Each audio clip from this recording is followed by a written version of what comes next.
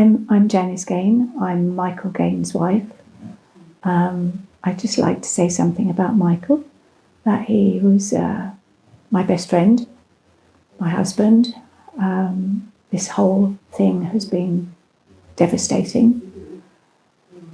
And he loved his home, he loved his farm, he loved farming, he loved his animals, he loved rallying, he had lots of friends, he was a very popular guy, and his disappearance is totally out of character.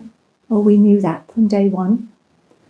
And if there is anybody that has any information about Michael, do please come forward and talk to the Gardaí.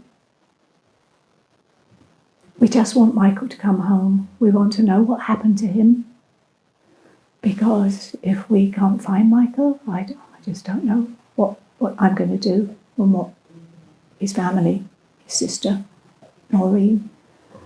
I just want Michael to come home.